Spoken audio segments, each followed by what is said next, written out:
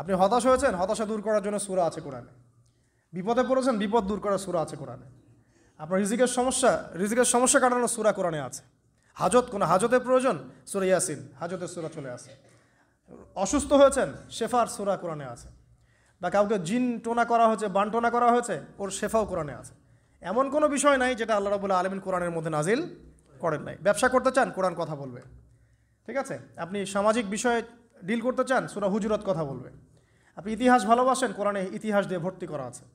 আপনি কাব্য ভালোবাসেন, কবিতা পড়তে ভালোবাসেন, কোরআনের মধ্যে কবিতা দিয়েও ভর্তি আছে। আর রহমান আল্লামাল কোরআন খালাকাল ইনসান, এখানে ছন্দ আছে না? প্রত্যেকটা ছন্দ। ওয়ান নাজমি ইযা হাওয়া মা দাল্লা সাহিবুকুম ওয়া মা গাওয়া ওয়া মা ইয়ানতিকু আনিল হাওয়া, ছন্দ আছে না? আপনি উপন্যাস ভালোবাসেন, কোরআনে অনেক উপন্যাস আছে, পড়ে দেখেন। যা চান তাই পাবেন কোরআনে। এক কথায় আপনি আল্লাহকে পাবেন কোরআনের মধ্য দিয়ে। তো কোরআনের সাথে যার সম্পর্ক যত বেশি, আল্লাহর মারেফত সে তত বেশি পাবে ইনশাআল্লাহু আজ্জা ওয়া জাল্লা। 4টা বলেছি না? 5 নম্বর হচ্ছে হজ ওমরা করা। হজ ওমরা আল্লাহ পাক আমাদের সবাইকে বেশি বেশি করার তৌফিক দেখ। হজ এবং ওমরা এমন কিছু কাজ আছে যে কাজগুলো সরাসরি আপনার সাথে আল্লাহ পাকে কানেকশন করাবে। আরাফার মাঠে যাবেন, ওই মাঠে কি কিয়ামত হবে না? আল্লাহকে চিনতে পারবেন এখানেই। তারপরে যে সাই করেন না, সাফা মারওয়া সাই করে, ওখানে গেলে আপনি বুঝতে পারবেন যে কীভাবে ইসমাইল আলাইহিস সালামকে পানি দেওয়ার জন্য তার মা হাজরা এখানে দৌড়াদৌড়ি করেছেন। বাইতুল্লাহ দেখবেন, আপনি চিনবেন যে আল্লাহর তাওহীদ কী জিনিস। চোখে দেখার সাথে সাথেই আপনার ভিতরে এমন একটা ফিলিংস আসবে যেটা ভাষায় প্রকাশ করা যাবে না। চোখে দেখার সাথে সাথেই এমন একটা ফিলিংস আসবে, আপনাকে আমি এটা ভাষায় প্রকাশ করে বোঝাতে পারবো না। আপনি জানবেন ইব্রাহিম আলাইহিস সালাম এবং তার ছেলে ইসমাইল আলাইহিস সালাম বাপ বেটা মিলে রাজমিস্ত্রির কাজ করেছে। এটা আপনি জামজাম কূপ দেখবেন, পানি পান করবেন, আল্লাহকে চিনতে পারবেন যে এই কূপ তো অলৌকিক। এই কূপের মতো কূপ নাই পৃথিবীতে, এর পানি কখনো শেষ হয় না। এবং এই পানি খেয়ে মানুষ বেঁচে থাকতে পারে, খাবারের দরকার হবে না। দীর্ঘদিন পর্যন্ত এই পানি খেয়ে মানুষ বেঁচে থাকতে পারবে, খাবারের প্রয়োজন হয় না। তো এই পানির মধ্যে এমন কিছু উপাদান আছে যেটা মানুষের শরীরের রোগগুলোকে শেফা দিয়ে দিবে ইনশাআল্লাহ তাআলা আল্লাহর হুকুমে। তো প্রত্যেকটা কাজে রাসূল সাল্লাল্লাহু আলাইহি ওয়াসাল্লামের শহরে গেছেন মদিনায়, ওই মদিনার বাতাসটা আপনাকে বলে দিবে যেটা এটা একটা অন্যরকম শহর।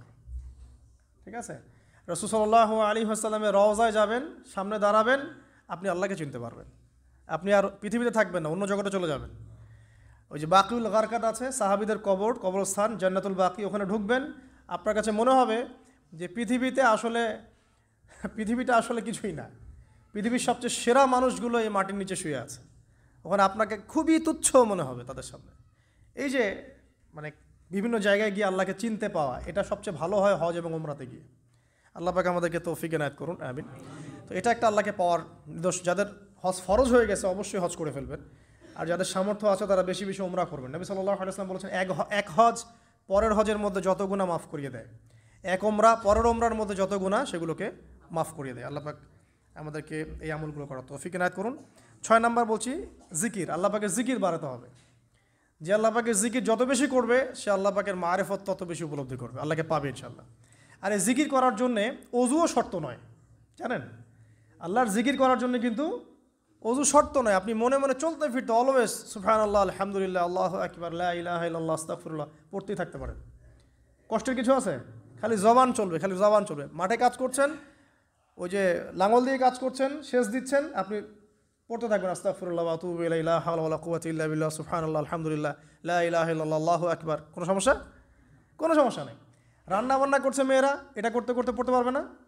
গাড়ি ড্রাইভ করতে করতে আপনি পড়তে পারবেন লা ইলাহা ইল্লাল্লাহ ওয়াহদাহু লা শারীকা লাহু, লাহুল মুলক ওয়া লাহুল হামদ ওয়া হুয়া আলা কুল্লি শাইইন কাদির। যে কোনো কাজ করতে করতেই ইল্লাল ইস্তেনজা বাদ দিয়ে। ইস্তেনজা কি জিনিস?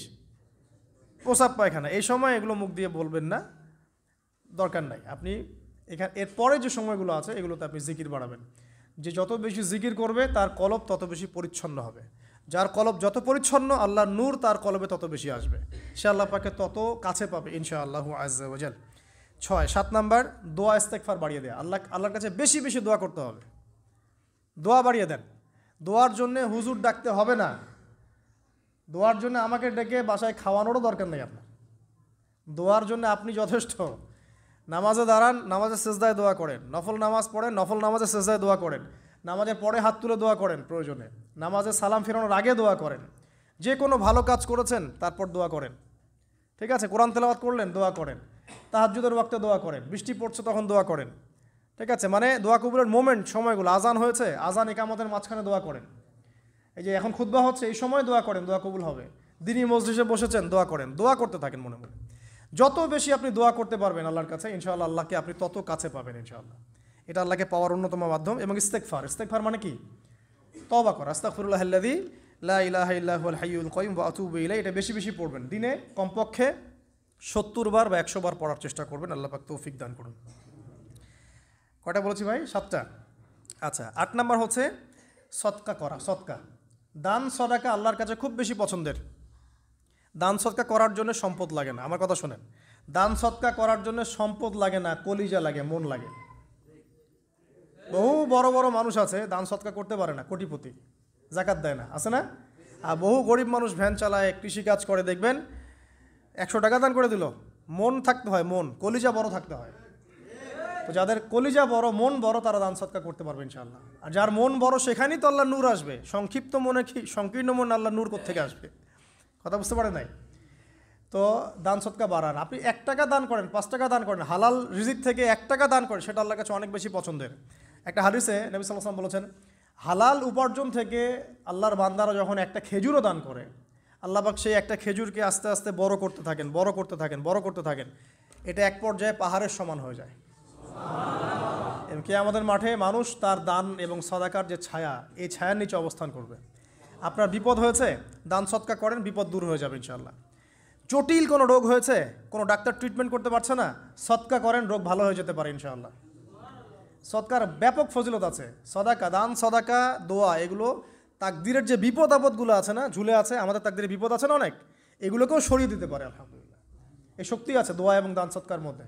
আল্লাহ পাক আমাদেরকে বেশি বেশি সদাকা করার তৌফিক দান করুন, আমিন। আর সদাকা নফল না করতে পারলেও কমপক্ষে ফরজ জাকাতটুকু দিবেন, ফরজ জাকাতটুকু দিবেন। কারণ জাকাত, সদকা এবং ব্যবসা, এগুলো হচ্ছে ইসলামিক অর্থনীতির মূল ভিত্তি, এর সাথে কৃষিকাজ। আর দুটো বলে শেষ করে দেই। 9 নম্বর হচ্ছে আমর বিল মারুফ এবং নাহি আনিল মুনকারের কাজ করা, মানে সৎ কাজের আদেশ করা, মানুষকে অসৎ কাজে নিষেধ করা। এই কাজটা যে যত বেশি করবে সে তত বড় ব্যবসায়ী। কারণ কি, আপনার দাওয়াতে, আপনার লেকচার শুনে, আপনার বই পড়ে, আপনার নসিহত শুনে যদি একটা মানুষও দিনের পথে ফিরে আসে, ওই একটা মানুষের সারা জীবনের যে নেক কাজ, এই সমস্ত নেক কাজের একটা অংশ আপনি পাবেন ইনশাআল্লাহ। আবার আপনি কাউকে অন্যায় থেকে বারণ করেছেন, আপনার দাওয়াত শুনে কেউ সিগারেট ছেড়ে দিয়েছে, মাদক ছেড়ে দিয়েছে, জেনা ছেড়ে দিয়েছে, পর্ন ছেড়ে দিয়েছে, বা হারাম সুদ ছেড়ে দিয়েছে, ওই মানুষটা এখন সারা জীবন যত ভালো কাজ করবে, এই পুরো ভালো কাজের একটা অংশ আপনি পাবেন ইনশাআল্লাহ। এর চেয়ে বড় কিন্তু কোনো ব্যবসা নাই। এই কাজটা করলে আল্লাহ পাকের রহমত নেমে আসে, আর এই কাজটা ছেড়ে দিলে আল্লাহ পাকের গজব নেমে আসবে। যখন মানুষ ন্যায়ের আদেশ এবং অন্যায় নিষেধ ছেড়ে দিবে, আল্লাহর গজব নেমে আসবে। আর মানুষ যত বেশি সৎ কাজে আদেশ করবে, অসৎ কাজে নিষেধ করবে, আল্লাহর রহমত তত কাছে আসবে ইনশাআল্লাহ।